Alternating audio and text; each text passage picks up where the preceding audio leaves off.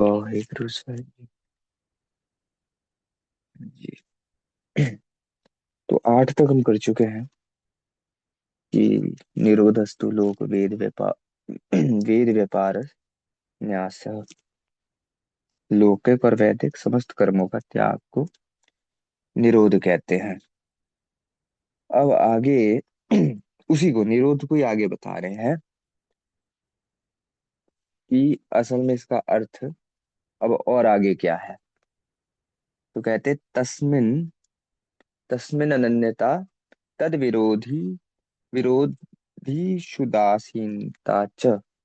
कि मतलब निरोध असल में क्या है, भगवान की तरफ अनन्यता, अपने इष्ट की तरफ अनन्यता, और जो उस अनन्यता का, जो इष्ट का विरोध करे, जो भक्ति का विरोध करे उसकी तरफ उदासीनता। तो जब में मतलब ये उदासीनता भी, निरोध का अर्थ इतना ही नहीं है कि आपने भगवान की तरफ अनन्यता रखनी है, उसके साथ साथ जो इष्ट के प्रति विरोध कर रहे हैं उनके प्रति उदासीनता भी रखनी सर्वदा। अ, गीता में ये चीज कहते हैं कृष्ण जी कि अनन्याशी चन्यंतो माये जना पर्युपासते तेषां नित्याभियुक्तानां योगक्षेम वहाम्यहम्। कि नित्याभियुक्तानाम, जो हमेशा जुड़े हुए हैं उनके लिए, पर्युपासते हमेशा ही भगवान को देखना, अनन्या अनन्यता से, भगवान के अलावा, इष्ट के अलावा कोई दूसरी वस्तु है ही नहीं, सर्वदा हमेशा ही ये चीज को देखना। तो सारे देशों में, हर जगह, हर स्थान पे अपने इष्ट के ही दर्शन करने, हर काल में अपने इष्ट के ही रूप को देखना। तो इसे कहा जाता है दर्शन, असल में इष्ट का दर्शन करना। तो सर्वदा सर्वत्र, हर समय और हर स्थान पे अपने इष्ट को ही देखना, उन्हीं के दर्शन करने। अब जो आपके इस दृष्टि में विरोध कर रहे हो, प्रगट विरोध दिख रहा हो आपको कि भाई ये जो है मेरी इस, मेरे भजन में, मेरे इस मार्ग में आकर के, या मेरे गुरु के अगेंस्ट मेरे को कोई चीज बोल रहे हैं, मैं नाम जपने के अगेंस्ट बोल रहे हैं, या जिस जिस चीज से मैं कनेक्ट होता हूँ अपने इष्ट से, जिस कार्य को करके उसके अगेंस्ट बोल रहे हैं, या फिर संसारिक, संसार से ज्यादा जोड़ देंगे, काम क्रोध लोभ मोह अहंकार की तरफ मेरे चित्त को, ये सब करने से काम क्रोध लोभ मोह अहंकार की तरफ मेरा चित्त जा रहा है, तो उसका आपने उदासीन हो जाना है वहां। विरोध करके आपने उनके साथ लड़ाई नहीं करनी। मीरा जी ने चिट्ठी लिखी थी तुलसीदास जी को कि मेरे घर वाले जो हैं वो विरोध करते हैं मेरे भजन से, मेरी कृष्ण भक्ति में वो विरोध पैदा करते हैं, वो विरोध करते हैं, हमेशा मेरे को परेशान करने में लगे रहते हैं। तो तुलसीदास जी ने उनको लिख के भेजा कि जाके प्रिय न राम वैदेही, तजिए ताहि कोटि वैरी सम, जदपि परम स्नेही। कि भले वो मेरे परम स्नेही हैं, मेरी सास है, मेरा देवर है, जो भी है, उनका त्याग कर दो। त्यज्यो पिता प्रहलाद, प्रहलाद ने अपने पिता का त्याग कर दिया। विभीषण बंधु भरत महतारी, बलि गुरु तज्जो कंत ब्रज, वनितिन भयो मूद मंगलकारी। अब बलि ने, जब वामन भगवान आए तो शुक्राचार्य जी उन्हें रोक रहे थे कि भाई इनके चक्कर में मत पड़, ये लूट लेगा तेरे को। बट बलि ने अपने गुरु का त्याग किया वहां पे, क्योंकि वो गुरु जो थे वो संसार की तरफ क्या कह रहे थे कि भाई अगर तू इसके चक्कर में पड़ गया तो तू इंद्र की पदवी को प्राप्त नहीं कर पाएगा। शुक्राचार्य ने कहा तुझे इंद्र की पदवी प्राप्त करनी है और अगर तू इनके बावन के चक्कर में पड़ गया तो तू इंद्र की पदवी प्राप्त नहीं कर पाएगा। तो बलि ने इंद्र की पदवी का त्याग कर दिया, अपने गुरु की उस बात को नहीं माना कि नहीं मेरे को वो चाहिए ही नहीं। अभी तो मेरा काम ये है कि मैंने प्रतिज्ञा दे दी भाई, जो आप मांग रहे हो मैं आपको दूंगा। तो जब मांगा, 3 पग भूमि और देने का प्रण ले लिया। तीनों पग तो, 2 पग से तो पूरा संसार उन्होंने नाप ही ली, पूरी यूनिवर्स। बामन जी ने सारे 14 लोक नाप लिए। और तीसरे पग पे बलि ने बोला मेरे शीश पे पैर रख दीजिए। बलि के शीश पे पैर रख दिया और बलि जी को भी अपना कर लिया। अब बलि जी जब उनके हो गए तो बलि भी उनका स्वरूप हो गए। अब जो सुख विष्णु जी को प्राप्त है, बामन जी को प्राप्त है, वो सारा सुख, वो सारा आनंद जो है वो बलि जी को मिल गया। तो बलि ने उस समय अपने गुरु की उस बात को नहीं माना जो उसे संसार से जोड़ रही थी, और परमार्थ को प्राप्त हो गए। नाते नेह राम के मनियत सुहद्र सुसेवे जहां लो। तो इसलिए तुलसीदास जी कहते हैं अपने जितने नाते, अपने रिश्ते, वो राम जी से मानो। जो आपकी भक्ति में आपका साथ दे वो आपके अपने, जो आपकी भक्ति से आपको दूर करे उनके प्रति उदासीन हो जाओ। अपने हैं वो भी, ये तो अपने हृदय में सबको ही अपना मानना है, पर व्यवहार में आप उदासीन हो जाओ, व्यवहार में आप उनसे दूर हो जाओ। तो ये बात यहाँ पे तुलसीदास जी मीरा जी को समझाते हैं। उसके बाद मीरा जी सारा कुछ छोड़ के चली आती। तो हम क्या उनका विरोध करना है, हमने शत्रुता करनी है जो हमसे विरोध दिखा रहे? तो जैसे तुलसीदास जी ने बोला कि ऐसा मत करो, दूर हो जाओ, उदासीन हो जाओ। उदासीन होने का अर्थ यहाँ पे, क्योंकि सबसे पहले दुश्मन तो हमारे काम, क्रोध, लोभ, मोह, अहंकार है। अब अगर हम उनसे लड़ने जाएंगे अपने बल से, मैं सोचूं कि मैं अपने अवगुणों का नाश कर दूंगा, तो अपने बल से तो होगा नहीं। क्योंकि हम जितना उनका चिंतन करेंगे, काम, क्रोध, लोभ, मोह का, अहंकार का जितना हम चिंतन करेंगे, उतने वो बलपूर्वक होकर के हमारे पे वार करेंगे, हम उसमें फंसते जाएंगे। तो इस करके हमें विरोध नहीं करना, जाके लड़ाई नहीं करनी। क्योंकि हमारे चित्त में फिर यही रहेगा कि मेरे वो जो है वो मेरे इष्ट के विरोध में बात कर रहा है, मेरे को जाके उससे लड़ना है। वो मेरे इष्ट के विरोध में बात कर रहा है, मैं उससे लड़ूंगा। वो मेरे मार्ग के अगेंस्ट बोला, मैं उससे लड़ूंगा। तो वो जो करना चाह रहा है कि भाई ये अपने इष्ट के इस मार्ग से हट जाए, तो तुम हट ही रहे हो। क्योंकि तुम्हारे चिंतन में तो अब लड़ाई करना आ गया, नाम जपना रहा नहीं। तुम्हारे चिंतन में भजन खत्म हो गया, तुम्हारे चिंतन से मर्यादा खत्म हो गई, तुम्हारी तुम्हारे चिंतन से प्रेम की कथाएं खत्म हो गई। तुम्हारे चिंतन में तो विरोध लड़ाई आ गई कि वो भी मेरे इष्ट के अगेंस्ट बोल रहा है, वो भी मेरे इष्ट के अगेंस्ट बोल रहा है, मैं वहां पे भी जाके लड़ूं, मैं वहां पे भी जाके लड़ूं, मैं वहां पे भी विवाद करूं, मैं इंस्टा पे भी विवाद करूं, मैं फेसबुक पे भी विवाद करूं। हर जगह मैं विवाद ही करता रहूं, क्योंकि ये मेरे मार्ग को का गलत ठहरा रहा है।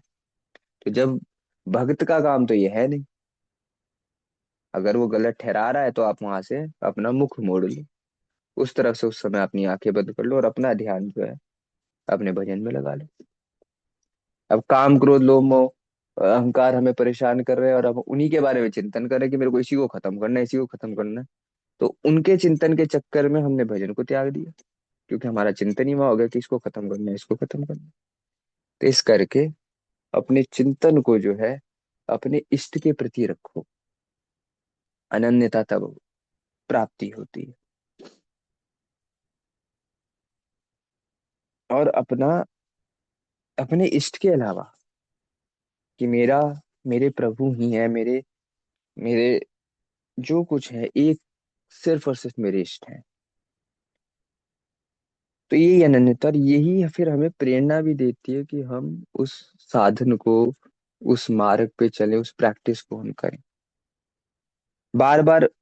वही आपकी वृत्ति में, आपके दिमाग में, आपके चिंतन में वही आएगा कि मेरे एकमात्र मेरे नानक हैं, अब मेरे एकमात्र मेरे नानक हैं, और मेरे को नानक को एक्सपीरियंस अपने हृदय में करना है। और मेरे को वही चीज करनी है जि, जिसके थ्रू मैं अपने नानक को एक्सपीरियंस करूँ, और दूसरा मेरे को कुछ करना ही नहीं। तब जब हमारा ये चिंतन बनने लगेगा, तो हम जो कुछ करेंगे हम अपने नानक को एक्सपीरियंस करने के लिए ही करेंगे। और वही चीज फिर अंत में हमारे आगे प्रकट हो जाएगी। नानक को एक नानक के रूप में एक्सपीरियंस करना चाहोगे, नानक के रूप में एक्सपीरियंस हो जाएगा। कृष्ण के रूप में करना चाहोगे, जो आपके इष्ट के प्रति अपने इष्ट के जिस रूप में आप देखते हो, उस रूप का एक्सपीरियंस करके फिर जो वो रूप के भी परे निराकार स्वरूप निर्गुण है, उसका एक्सपीरियंस हो जाएगा। तो ये होगा गुरु कृपा, गुरु प्रसाद से। तो इस करके सारे आश्रयों का त्याग करके अपने इष्ट के प्रति ही, और अपने इष्ट के अलावा दूसरे की सत्ता को नकार दो। दूसरा कोई है ही नहीं, मेरा इष्ट ही है। मीरा जी जब वृंदावन गई, तो एक बहुत बड़े संत वृंदावन में विराजते थे, चैतन्य महाप्रभु जी के 6 मुख्य जो गोस्वामियों में से एक थे, जीव गोस्वामी। तो वृंदावन में राधा दामोदर मंदिर है, वहां पे वो रहते थे, जीव गोस्वामी जी। तो वहीं वहां पे दर्शन करने, तो जीव गोस्वामी वहां पे राधा दामोदर जी का मंदिर था, तो वहां उनके दर्शन करने गई। तो जीव गोस्वामी के शिष्यों ने इन्हें रोक लिया कि हमारे गुरु जी स्त्री का के दर्शन ही नहीं करते, और तुम स्त्रियों के यहाँ कैसे चली आ रही हो, यहाँ पे स्त्रियों का आना वर्जित है। तो मीरा जी ने कहा कि मैंने तो सुना था वृंदावन में पुरुष सिर्फ एकलौता श्री कृष्ण है, बाकी सब तो उसकी गोपियां हैं। यहाँ पे दूसरा पुरुष कौन आ गया जो स्त्री के दर्शन नहीं करेगा। जीव गोस्वामी ने जैसी ये सुना, तो वो भी संत थे, उनको वैसी वो बात धक्का लगी कि हाँ, कृष्ण के अलावा तो दूसरा यहाँ पे कोई पुरुष है ही नहीं, कोई दूसरा है ही नहीं। तो मैं ये कौन सा हट लेके बैठा हूँ कि मेरे को स्त्री के दर्शन नहीं करने। मतलब मैं अपने आप को पुरुष मान रहा हूँ, पर पुरुष तो सिर्फ एक है। तो मैं क्यों अपने आप को पुरुष मान रहा हूँ। तो ये भाव जब उनके अंदर प्रकट हुआ, तो वो आकर के मीरा जी के चरणों में गिर गए कि माँ, आज आपने जो चीज मैं अब तक नहीं समझ पा रहा था, बाधा बनी हुई थी मेरे भजन में, वो भी पूरी कर दी। कि दूसरे किसी को देखना ही नहीं, दूसरा किसी को मानना ही नहीं पुरुष। अनसुईया जी ने ये बात एक बार बताई थी कि उत्तम के अस बस मन माही, सपने आन पुरुष जग नाहि। कि जो पतिव्रता स्त्री होती है, उसके लिए दूसरा कोई पुरुष एग्जिस्ट ही नहीं करता, सिर्फ और सिर्फ अपना पति एग्जिस्ट करता है। ऐसे ही भक्त के लिए दूसरा कोई एग्जिस्ट ही नहीं करता, सिर्फ और सिर्फ अपना इष्ट एग्जिस्ट करता है। तो सिर्फ और सिर्फ अपने इष्ट के प्रति समर्पित हो जाओ, जिस रूप में देख रहे हो उसे अपने इष्ट के रूप में देखो। वही बात आगे आगे वाले सूत्र में नारद जी बता रहे हैं कि भाई अनन्यता ये क्या है। अन्याश्रयाणाम त्यागो निंदता, कि अपने प्रियतम भगवान को छोड़ करके दूसरे आश्रयों के त्याग का नाम अनन्यता है। दूसरे आश्रय अनन्यता, अन्य आश्रय आश्रयों का त्याग करना अनन्यता है। अब इसमें आश्रय है कि हम कई बार सोच लेते हैं कि मैं इतना जप तप कर लूं, तो शायद मैं नानक का एक्सपीरियंस कर लूंगा। इतना दान कर लूं तो शायद नानक का एक्सपीरियंस हो जाए। मैं मर्यादा रख लूं, मैं बाड़े में आ जाऊं, और पूरा बिल्कुल जो विवेक का पहरा होता है वो रख लूं, तो मेरे को नानक को एक्सपीरियंस हो जाएगा। पर ये सब आश्रय अन्य है। मैं किसका आश्रय ले रहा हूँ, जप तप का, कि शायद मैं जप तप करूंगा तो मैं किसका आश्रय ले रहा हूँ, मर्यादा का, शायद ये करूंगा तो शायद दान करूंगा तो मेरी है। तो ये अलग अलग आश्रय ले रहा हूं मैं नानक के एक्सपीरियंस के लिए। तो ये इसका भी त्याग कर देना। भक्ति में आपका जप मायने नहीं रखता, आपका तप भी कितना कर लो कुछ मतलब नहीं है, आप कितनी मर्यादा रख लो कुछ मतलब नहीं है। इस ये सब करके आपको नानक एक्सपीरियंस नहीं होगा। ये सब करके आपका मन शुद्ध हो सकता है, आपका हृदय चित्त एकाग्र हो सकता है, बट नानक की जो प्राप्ति है वो गुरु प्रसाद ही है। महाराज ने मूल मंत्र में साफ कह दिया, गुरु प्रसाद। उसकी कृपा से ही आपको उसकी प्राप्ति होगी। ना कोई नाम जप के, ना कोई आपको जप करके, ना कोई आपको मंत्र करके, ना कोई आपको दान करके, ना कोई आपको मर्यादा रख के, ना कोई आपको स्पेशल कोई भेष बना करके, ना आपको जंगल में जा करके, ना आपको घर में बैठ करके, किसी चीज से प्राप्ति नहीं होगी। सिर्फ और सिर्फ आप जिस दिन अपने आप को पूरी तरह से समर्पित कर दोगे कि हाँ नानक मैं आपका हूँ,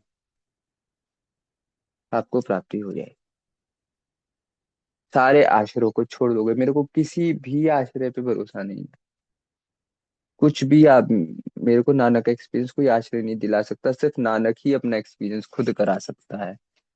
इसलिए मैं नानक आपकी शरण में हूँ, बस आपका हूँ, अब जो कराना है आप कराओ। जब ये भाव आ जाए तो नानक का एक्सपीरियंस होता है। तो यहाँ अनन्यता जो है ये एक सीढ़ी है एक्सपीरियंस की, कि सारे आश्रयों का त्याग कर देना और अपने इष्ट के अलावा किसी दूसरे की सत्ता को मानना। अब कई लोग होते हैं, हमारे यहाँ तो बहुत ज्यादा हैं, कि उन्हें लगता है कि भाई हम पैसे के बल पे शायद धर्म में कहीं ऊपर उठ सकते हैं, किसी महात्मा को कि या ईश्वर को या परमात्मा को हम शायद खरीद सकते हैं। इसे कहते हैं धनाश्रय। तो धन के आश्रय से भी परमात्मा की प्राप्ति तो है नहीं, क्योंकि धन के आश्रय से परमात्मा की प्राप्ति होती तो ऐसे ऐसे ऐसे राजा हुए हैं जिन्होंने सारे यूनिवर्स के धन पे कब्जे करे हैं, बट उनको भी कभी प्राप्ति नहीं हुई। रामानुजाचार्य जी एक जगह कहते हैं कि प्रभु, संसार में कुछ लोग ऐसा मानते हैं कि हम आपको जब से तब से पूजन से हम आपको ये सब कर रहे हैं आपके लिए, तो आप हमको या तो संसार दे दो, या हमारी जो इच्छा है उसको पूरा कर लो।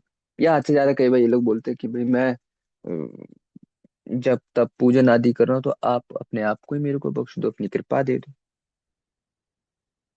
पर ना जप, ना तप, व्रत, दान, ये कोई भी कर्म जो है आपका मूल नहीं पा सकता, आपका मूल्य नहीं बन सकता, आपका प्राइस नहीं बन सकता। क्योंकि अगर मैं कहूँ कि भाई आप 1.25 लाख जाप कर लो आपको नानक मिल जाएगा, तो 1.25 लाख जो है मैंने आपका प्राइस टैग लगा दिया, ये कर्म कर लो, ये करो तो आपको नानक का एक्सपीरियंस हो जाएगा, तो वो कर्म जो है मैंने प्राइस टैग बना दिए। पर आपका तो कोई प्राइस टैग है ही नहीं ऐसा, आपका तो एक लौता एक ही चीज है कि सब चीज का त्याग करके नानक की शरण में पड़ जाओ, निरहंकार होकर के। मैं सिर्फ आपका हूँ, तू करता तू हुआ, बस मैं आपका हूँ और आप ही का रहता हूँ, और आपके अलावा किसी को देखता नहीं है। तो ऐसी शरणागति जब हो जाए तो वही एकमात्र वही साध्य है, उसी से नानक की का एक्सपीरियंस हो सकता है। और अगर आप ये मान रहे हो कि शायद मेरे किसी कार्य को पूरा करना है, तो मैं किसी देवता का सहारा ले लूं। जैसे बारिश के लिए लोग इंद्र की पूजा करते थे, पैसे के लिए लोग कुबेर की या लक्ष्मी जी की पूजा करते हैं, किसी चीज की प्राप्ति करनी हो तो किसी और देवी देवता की पूजा में लग जाते हैं।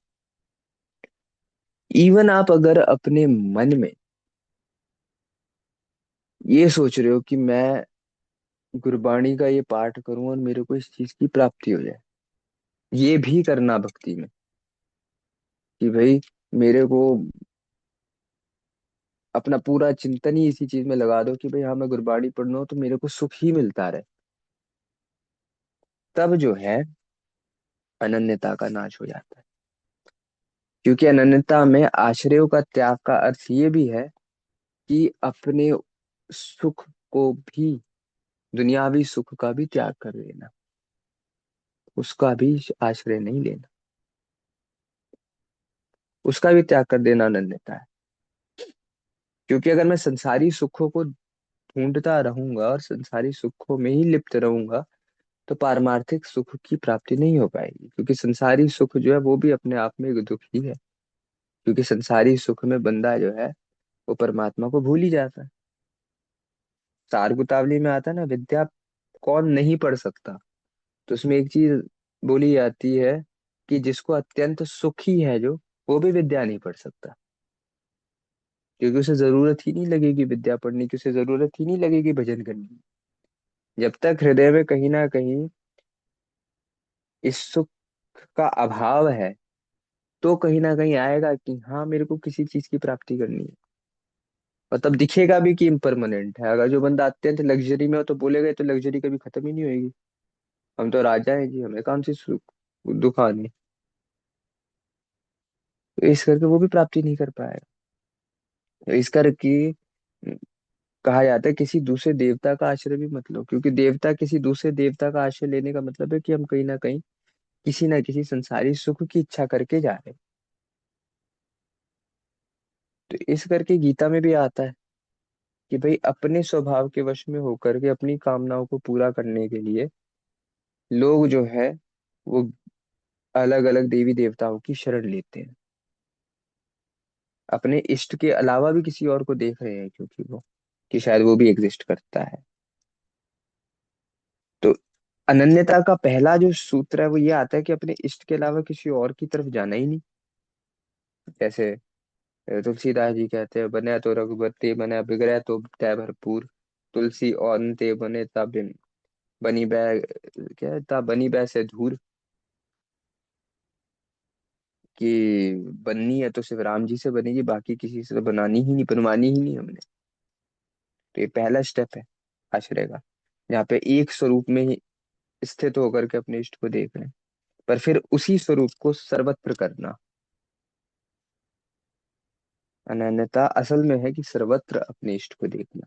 कई बार हम लोग अनन्यता से ये लगा लेते हैं कि अपने इष्ट के अलावा किसी और को की तरफ जाना ही नहीं, मतलब किसी और को भी आप मान रहे हो। जैसे कई बार हम कहते हैं भाई अपना सर तो है जी, भाई गुरु ग्रंथ साहिब जी के आगे ही हम झुकाते हैं, और तो कोई किसी के आगे हमारा सर झुकता ही नहीं। पर नानक के अलावा कोई दूसरा मान लिया ना आपने, तो वो भी ठीक है। गुरु भाव से मेरा शीश जो है गुरु ग्रंथ साहिब जी के आगे झुकता है। पर वही गुरु पिता के रूप में भी तो आ रहा है, तो पिता के रूप में भी तो वहां पे शीश झुकेगा ही मेरा। वही गुरु माता के रूप में भी आ रहा है, तो वहां पे भी तो मेरा शीश झुकेगा। मेरा दृष्टि क्या होनी चाहिए, ये भी मेरे गुरु का रूप है, ये भी मेरे गुरु का रूप है। कोई संत आ रहे हैं तो संत भी मेरे गुरु का रूप है। तो जब मैं उस दृष्टि से देखूंगा कि हाँ नानक ही ये संत बन के आए हैं, नानक ही मेरे पिता बन के आ रहे हैं, नानक ही मेरी माता बन के आ रही है, तो सब में तो मेरा शीश झुकेगा। तो अनन्यता वो है कि आप किसी दूसरे को देख, दूसरे की एग्जिस्टेंस ही नहीं मान रहे। तो शुरुआत वहां से होगी कि हाँ मैं गुरु के अलावा मेरा शीश कहीं नहीं झुकता। वो शुरुआत वहां से हो सकती है कि दूसरे के आगे, किसी के आगे शीश नहीं झुका रहे। पर अगर वहीं पे सीमित कर दी, वहीं पे लिमिट कर दी, तो आप द्वैत में ही रहोगे। उसको और आगे बढ़ाओ, हर जगह अपने गुरु के दर्शन करना सीखें। तो जब हर जगह अपने गुरु के दर्शन करने लगेंगे, तो हर जगह ही हमें हर जगह शीश झुकेगा, हर जगह अपने इष्ट के दर्शन होंगे। और वहीं पे अनन्यता लेके जानी है कि कोई दूसरा तो एग्जिस्ट ही नहीं करता। अब तुलसीदास जी वृंदावन गए तो कृष्ण जी खड़े, कृष्ण जी की दिखे उन्हें दर्शन होने लगे। तुलसीदास जी कहते हैं, भाई तुलसी मस्तक जब निवे धनुष बाण ले हाथ, की धनुष बाण अगर हाथ में होगा तो मैं मस्तक झुकाऊंगा, नहीं तो मैं तो नहीं झुकाता। तो कहते हैं कि भाई कृष्ण जी की जो मूर्ति है, वही मूर्ति जो है उसने स्वरूप ले लिया राम जी का। तो भी इस बार इस चीज का खुलासा एक संतों के साथ वृंदावन में बैठे बैठे हुआ। वो कहते हैं कि मूर्ति थोड़ी ना चेंज हुई होगी, पत्थर ने अपनी शेप थोड़ी ना बदली होगी, वो तो वैसी ही रही होगी। जो दूसरे दर्शन कर रहे होंगे उन्हें तो राम जी थोड़ी ना दिख रहे होंगे उस मूर्ति में। मुझे तो कृष्ण ही दिख रहे होंगे। बट तुलसीदास जी की अनन्यता इतनी स्थित हो गई कि उन्हें कृष्ण जी के स्वरूप जो दिख रहा था, क्योंकि सरगुण भक्ति थी तुलसीदास जी की, तो उनको स्वरूप जो कृष्ण जी का दिख रहा था वो स्वरूप दिखना ही बंद हो गया, और उनको उस स्वरूप में भी राम जी ही दिख रहे थे। तो अगर आपके हृदय में आप देख रहे हो कि ये राम है, या ये कृष्ण है, या ये मेरे पिताजी हैं, ये मेरी माता जी हैं, तो वो नहीं दिखना चाहिए। उसे हटा दो अगर दिख रहा है तो। आपको सिर्फ और सिर्फ आपके इष्ट ही दिखने चाहिए। यहाँ ये भी मेरे नानक हैं, ये ही मेरे नानक है, ये नानक है, ये नानक, हर जगह नानक। आपको दिखने ही वो चाहिए। ये अनन्यता है।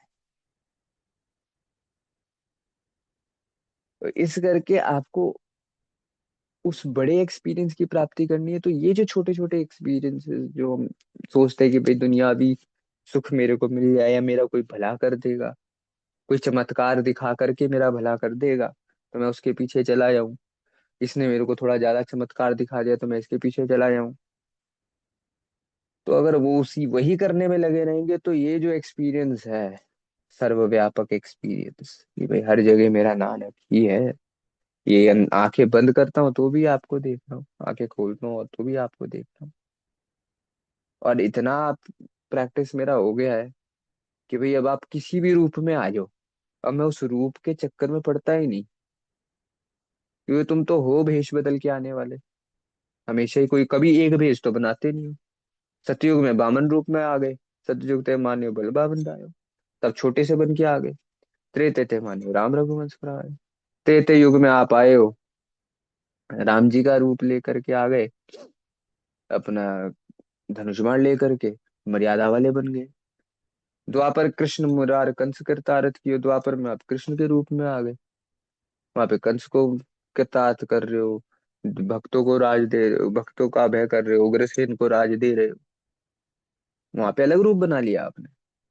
अब कलयुग में आए तो नानक गुरु अंगद अमर का, यहाँ पे अलग रूप गुरु रूप बना करके आ गए। पर बाहर के वेश आपके अलग हो सकते हैं, पर अंदर से कपड़े आप अलग अलग पहन के आ गए। अब कोई आज की पीले पहन लिए, कल सफेद पहन लिए, परसों नीले पहन लिए, इस दिन कुछ पहन लिया। तो कपड़े पहनने से तो बंदा नहीं ना बदलेगा, बंदा तो वही रहेगा। तो बाहर का भेष बदल बना लेने से थोड़ी ना आप बदले जाओगे, अंदर से, अंदर से तो आप वही हो। ज्योत रूप हर आप नारायण कलाधारी हो अंदर से तो। रूमी कहते हैं, हर लहजा बशकला बुते अय्यार बरामद, दिल बुर्द ने शुद्ध, हर दम बा लिबासे दीगरा यार बरामद। कहते हैं, हर लहजे में, हर तरह से मैंने तुम्हें आते देखा, पर तुम अलग अलग भेष बना करके आए। पर अब हम तुम्हारे इन भेषों के चक्कर में नहीं पड़े। कभी तुम कुछ बन के आते हो, कभी तुम कुछ बन के आते हो, तो मैं इस चक्कर में नहीं पड़ा कि हाँ ये बन के आया तो ये मेरा नानक है। अम, और जो ये मुरली लेके आ गया तो ये मेरा नानक नहीं, या ये हाथ में डंडा पकड़ के आ गया तो ये मेरा नानक नहीं। नहीं, ये तो तुम्हारे बाहर के कपड़े हैं अलग अलग जो तुम पहन के आ रहे हो, बट वो तुम ही मेरे नानक। तो अनन्यता का अर्थ है कि भाई मैं तुम्हें देख रहा हूँ, भले ही तुम अलग अलग कपड़े पहन पहन के आ रहे हो, कभी कुछ रे भेष बना के आ रहे हो, कभी कुछ भेष बना के आ रहे हो, ये है पीर हो जवा शुद्ध, कभी बच्चे बन के आ जाते हो, कभी बूढ़े बन के आ जाते हो। गुरु हरिकृष्ण साहब बच्चे के रूप में आ रहे हो, उस रूप में। गुरु अमरदास साहब के रूप में तुम बुजुर्ग होके आ रहे हो, आ तो तुम ही रहे हो, दूसरा तो कोई है नहीं। वही गुरु हरकृष्ण साहब रूप में हो, वही तुम गुरु अमरदास रूप में हो। एक जगह बूढ़े हो, एक जगह जवान हो, एक जगह बच्चे हो, एक जगह जवान हो तुम ही। तो अनन्यता ये है, सिर्फ और सिर्फ अपने इष्ट के ही दर्शन करना।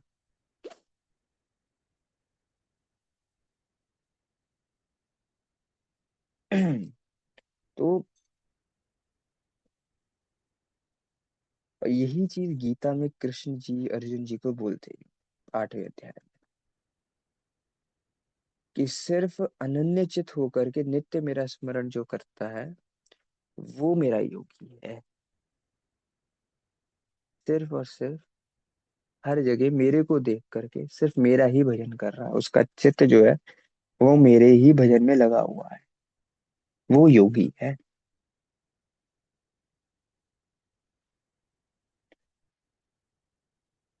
और आगे अगर ज्ञान की दृष्टि से कहें तो ब्रह्म सूत्र में भी यही बात आती है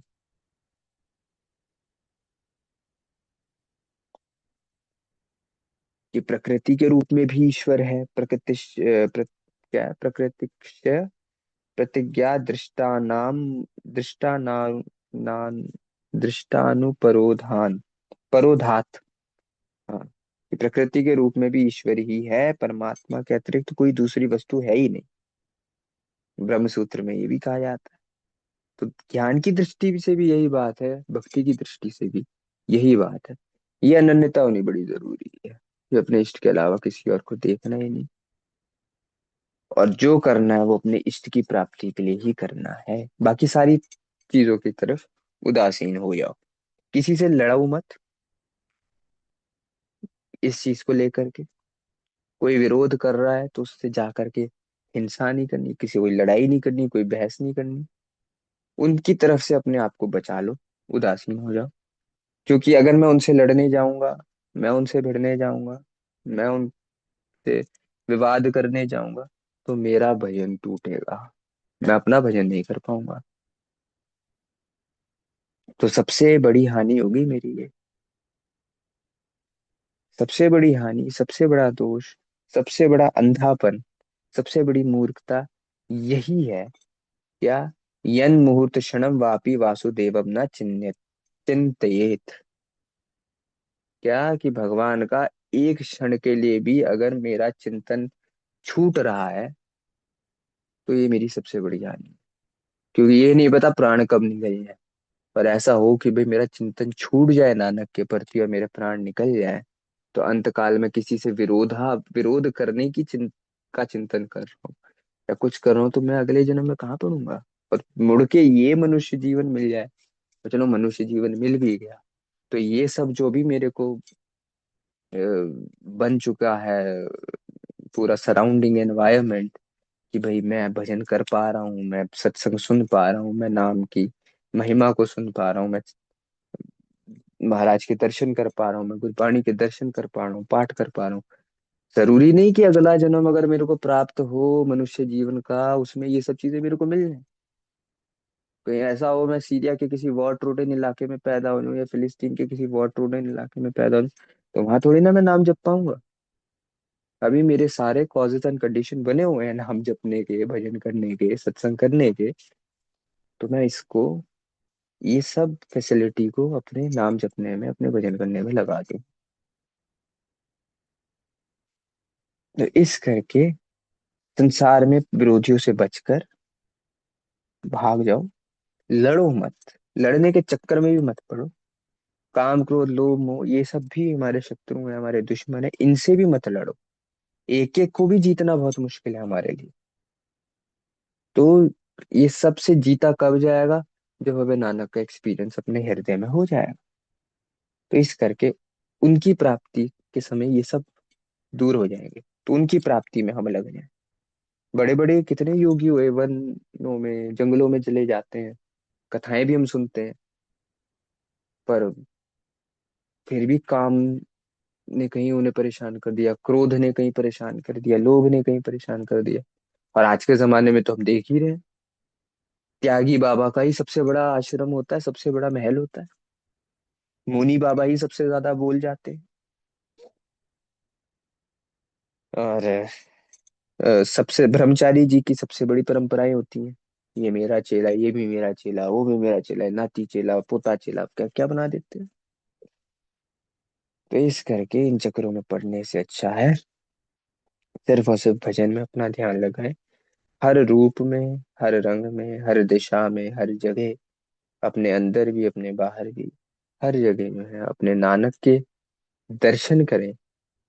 और जिस चीज को करने से मेरे को नानक का चिंतन होता है, नानक की याद आती है, जो करके मैं नानक से जुड़ पाता हूँ, उस कर्म को करें, वो कार्य करें, वो साधन करें।